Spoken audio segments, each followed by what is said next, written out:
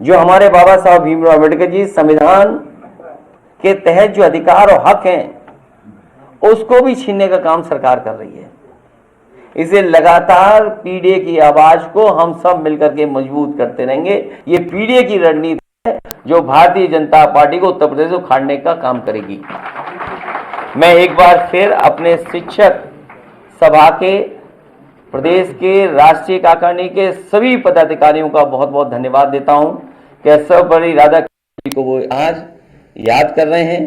कल से पूरे प्रदेश में जगह जगह कार्यक्रम हमारी पार्टी भी करेगी और देश के स्तर पर शिक्षक लोग भी करते हैं। अखिलेश जी, मुख्यमंत्री जी का एक बयान आया है कि बुलडोजर इस्तेमाल करने के लिए दिमाग बहुत मजबूत होना चाहिए, दृढ़ प्रतिज्ञ होना चाहिए, और वो बुलडोजर का इस्तेमाल नहीं कर सकते जो दंगाइयों के आगे घुटने टेक देते हैं। उससे भी बड़ी बात है कि हमारे मुख्यमंत्री कहने को योगी हैं कि कभी कभी बायोलॉजिस्ट भी बन जाते हैं। अब उस बहस में मैं नहीं जाऊंगा कि बायोलॉजिकल वाली बहस में जाऊं कि ना जाऊं, कि बायोलॉजिकल हैं आप कि नहीं बायोलॉजिकल हैं। हमारे मुख्यमंत्री जी को चिंता है डीएनए की, उन्हें बहुत चिंता है डीएनए की।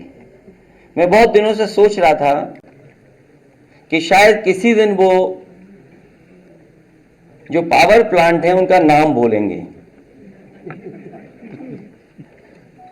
वो आज भी पावर प्लांट का नाम नहीं ले पा रहे हैं, और मैं दावे के साथ कहता हूं वो डीएनए तो बोल सकते हैं, लेकिन डीएनए का फुल फॉर्म नहीं बोल सकते। इसलिए डीएनए को बोलने से पहले कि समाजवादियों के डीएनए में क्या है, कम से कम डीएनए का फुल फॉर्म तो बता दें। और जहां तक बुलडोजर का सवाल है, सोचो कैसा न्यायालय का बुलडोजर चला, क्या बुलडोजर नहीं चल सकता। जो लोग बुलडोजर लेकर के डराते थे, जगह जगह लोगों के घर गिराते थे, क्या मुख्यमंत्री आवास का नक्शा पास है? अगर नक्शा ही सवाल है तो सरकार ये बताए क्या मुख्यमंत्री आवास का नक्शा पास है, और कब पास हुआ था ये भी बता दें, कागज दिखा दें उसके।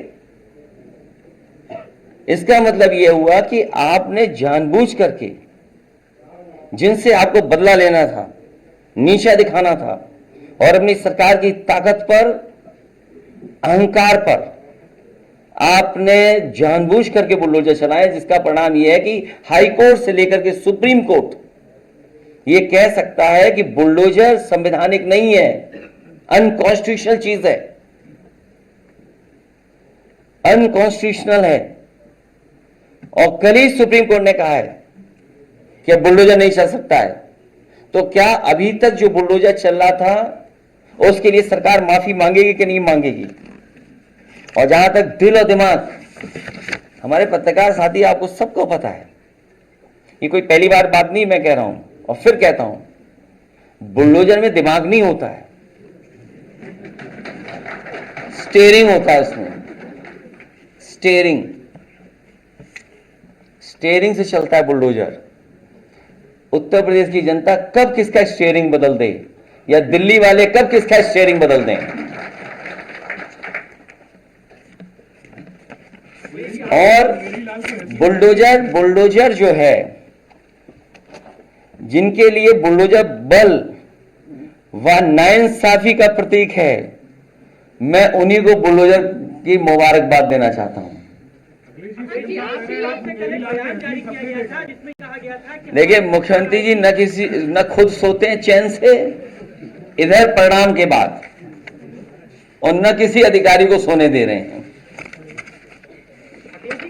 अखिलेश जी, ये भी मुख्यमंत्री जी ने कहा है कि जैसे भेड़िए का इस वक्त आतंक है, 2017 से पहले चाचा भतीजों का आतंक था। देखिए आप उलझो मत, आप बिल्कुल मत मानिए, क्योंकि मैं जानता हूं कि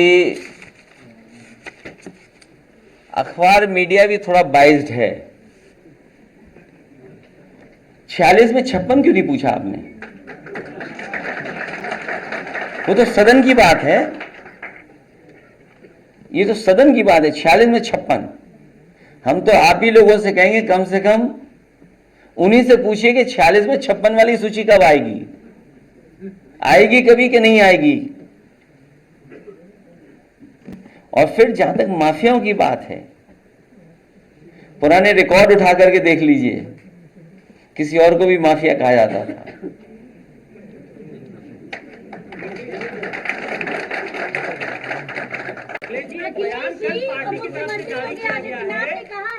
कि आप लोग मुंगेरी लाल के हसीन सपने देख रहे हैं। किस बात के लिए सपने देख रहे हैं? 27 के चुनाव के लिए और उपचुनाव के लिए। जो बात ये कहते हैं कि 2017 के पहले प्रदेश में लूट थी, यही तो कहते हैं। अभी जो बयान आ रहा है कि 2017 से पहले लूट थी, क्या उस समय भी मुख्यमंत्री जी शामिल थे उस लूट में? वो ये भी कहते हैं नौकरी के नाम पर वसूली होती थी।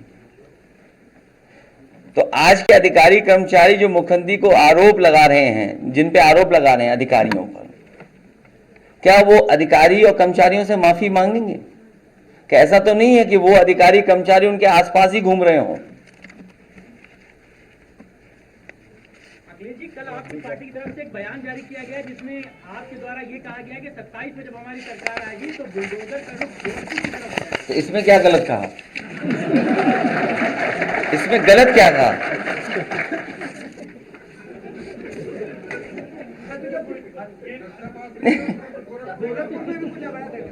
नहीं, अवैध क्या है?